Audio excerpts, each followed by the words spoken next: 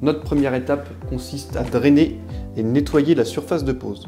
Ensuite, le nettoyage de la zone avec un souffleur et un balai afin de rendre la surface complètement propre. Celui-ci permettra d'éviter les flaques d'eau et l'érosion du sable de remplissage.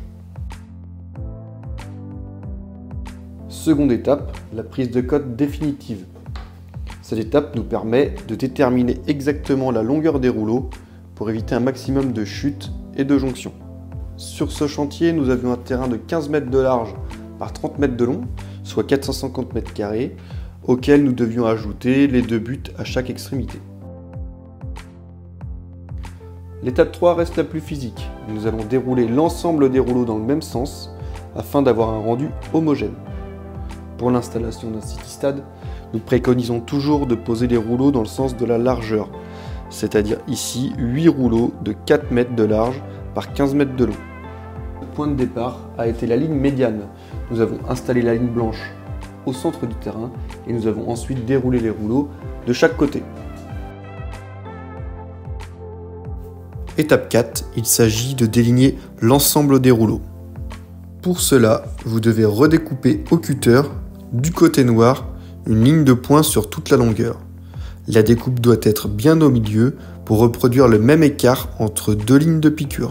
Elle est indispensable, que ce soit pour un chantier sportif ou ornemental. Elle permettra d'avoir des jonctions invisibles. Une fois ce travail fastidieux effectué, nous pouvons placer l'ensemble des rouleaux définitivement. Les laits doivent être touche-touche sans jamais se chevaucher. Petite astuce, nous vous conseillons de fixer provisoirement les rouleaux à l'aide de clous pour éviter la dilatation lors de la pose.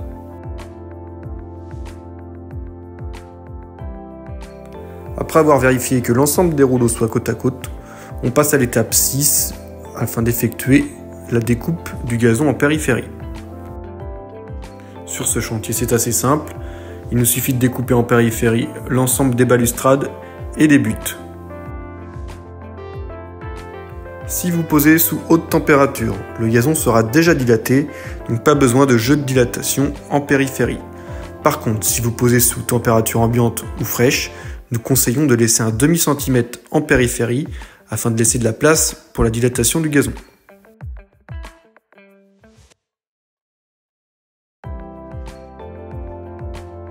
L'étape 7 est la plus complexe, il s'agit de la mise en place des jonctions.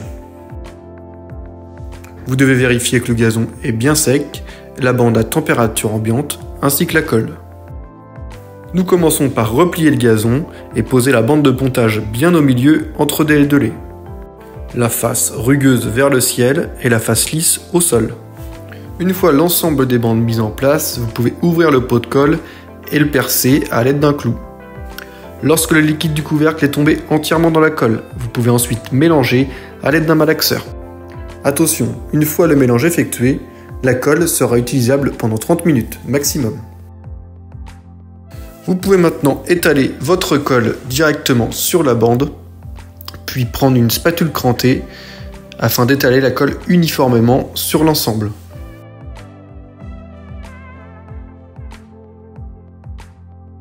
En prenant votre temps, vous pouvez maintenant replacer le gazon petit à petit directement sur la bande. On vérifie une nouvelle fois que nos deux laits sont touche-touche, pas espacés et sans chevauchement. Sur ce projet, nous finalisons la mise en place des jonctions avec la ligne de but et les points de pénalty. Voilà pour cette première journée. Nous avons placé l'ensemble des rouleaux, effectué les jonctions et découpé la périphérie. Nous conseillons maintenant d'attendre 12 heures pour assurer le séchage des bandes de jonction. Nous sommes le deuxième jour, nous pouvons donc passer à la dernière étape, le remplissage sable de l'ensemble du gazon. Pour notre gazon multisport 23 mm, nous conseillons un sablage à raison de 20 kg par mètre carré. Celui-ci permettra une meilleure tenue dans le temps ainsi qu'un meilleur confort de jeu. Pour cette grande surface, nous avons été aidés d'un micro-tracteur ainsi qu'un épandeur et nous avons alterné avec un brossage pour bien faire pénétrer le sable à l'intérieur du gazon.